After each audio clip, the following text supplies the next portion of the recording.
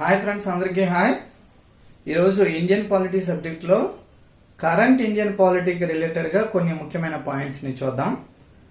త్వరలో జరగబోయే group 2 mains పరీక్షలు మరియు ఇతర కానిస్టేబుల్ మెయిన్స్ మరియు ఆర్ఆర్బి రైల్వే గ్రూప్ డి పరీక్షల కొరకు కొన్ని ముఖ్యమైన పాయింట్స్ని చూద్దాం.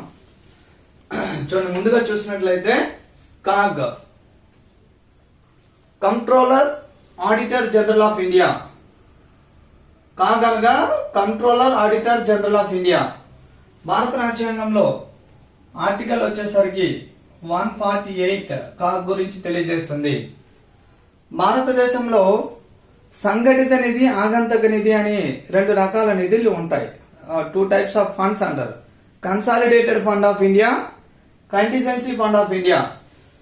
ఈ యొక్క ఫండ్స్ కు ఆడిట్ జరిపేది ఎవరు అంటే ఇతని ఆధ్వర్యంలోనే ఈ యొక్క కన్సాలిడేటెడ్ ఫండ్ మరియు అండ్ కంటిజెన్సీ ఫండ్ ఈ రెండు కూడా ఇతని ఆధ్వర్యంలోనే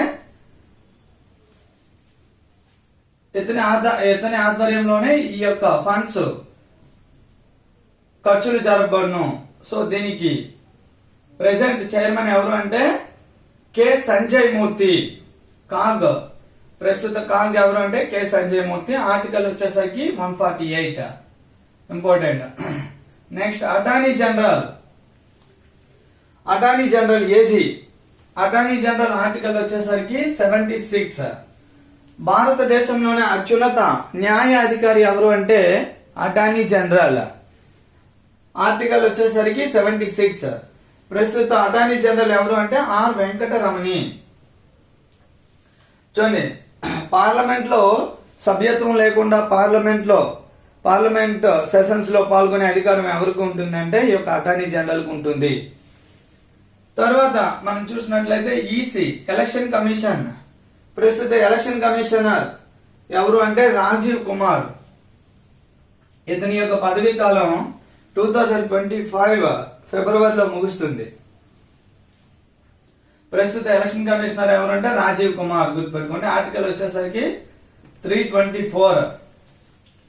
నెక్స్ట్ అదేవిధంగా ప్రస్తుత ఫైనాన్స్ కమిషన్ చైర్మన్ ఎవరు?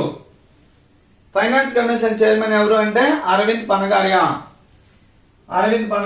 ఎన్నో ఫైనాన్స్ కమిషన్ చైర్మన్ అని కూడా అడగవచ్చు. 16th ఫైనాన్స్ కమిషన్ చైర్మన్, గుర్తుపెట్టుకోండి. 16th ఫైనాన్స్ కమిషన్ చైర్మన్ ఎవరు అంటే అరవింద్ పనగారియా.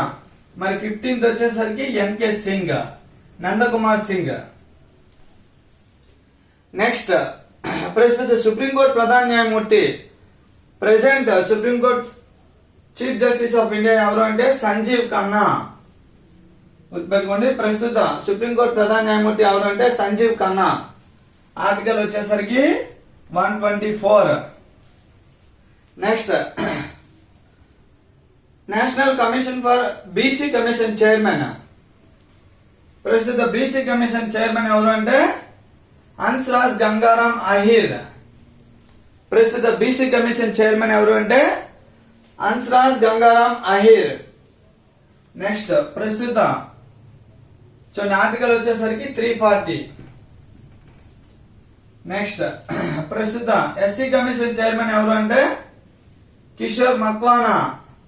ఆర్టికల్ వచ్చేసరికి 338A, గుర్తుపెట్టుకోండి. నెక్స్ట్ ఎస్టీ కమిషన్ చైర్మన్ ఎవరు? చూడండి, Antar Singh Arya. ST commission chairman ఎవరు? Antar Singh Arya. Next national human rights commission chairman V Rama Subramanian. Justice V Rama Subramanian. National human rights commission chairman ఎవరు అంటే జస్టిస్ వి రామసుబ్రహ్మణ్యన్. గుర్తుపెట్టుకోండి. ఇవన్నీ కరెంట్ ఇండియన్ పాలిటిక్స్ రిలేటెడ్ గా మనకు ప్రశ్నలు అడగడం జరుగుతుంది, గమనించండి. National human rights commission chairman ఎవరు అంటే వి రామసుబ్రహ్మణ్యన్. నెక్స్ట్ మహిళా కమిషన్ చైర్మన్ ఎవరు? చూడండి, మహిళా కమిషన్ చైర్మన్ ఎవరు? శ్రీమతి విజయరాకర్. చూడండి, Shrimati Vijaya Rahatkar. Next central vigilance commission chairman Praveen Kumar Srivastava. Central vigilance commission chairman ఎవరు అంటే Praveen Kumar Srivastava. Next UPSC union public service commission chairman doctor Manoj Soni. గమనించండి. CAG Sanjay Murthy. Attorney general R Venkataramani. Election commission chairman Rajiv Kumar. ఎన్నవ ఎలక్షన్ కమిషనర్ అంటే 25th. Finance commission chairman Arvind Panagariya. 16 finance commission chairman. Supreme court ప్రధాన న్యాయమూర్తి Sanjiv Khanna. BC commission chairman Hansraj Gangaram Ahir. SC commission chairman Kishor Makwana. ST commission chairman Antar Singh Arya. Human rights commission chairman V Ramasubramanian. మహిళా commission chairman Vijaya Rahatkar. Vigilance commission chairman Praveen Kumar Srivastava. UPSC chairman doctor Manoj Soni. అలాగే తర్వాత ముఖ్యమైన ఇటీవల కాలంలో తీసుకొచ్చిన రాజ్యాంగ సవరణ చట్టం చూద్దాం. చూడండి, 101వ రాజ్యాంగ సవరణ చట్టం దేనికి సంబంధించినది? GST, goods and service tax. ఎన్నో రాజ్యాంగ సవరణ చట్టం అంటే 101వ రాజ్యాంగ సవరణ చట్టము. మరి 102వ రాజ్యాంగ సవరణ చట్టం ఏంటి అంటే చూడండి, సామాజికంగా, ఆర్థికంగా, విద్యాపరంగా వెనుకబడిన తరగతుల వారికి ప్రత్యేకతల గురించి తెలియజేసేదే 102వ రాజ్యాంగ సవరణ చట్టం. చూడండి, సామాజికంగా, ఆర్థికంగా, విద్యాపరంగా వెనుకబడిన తరగతుల వారికి ప్రత్యేక రక్షణ కొరకు కల్పించబడిన చట్టమే 102వ రాజ్యాంగ సవరణ చట్టం.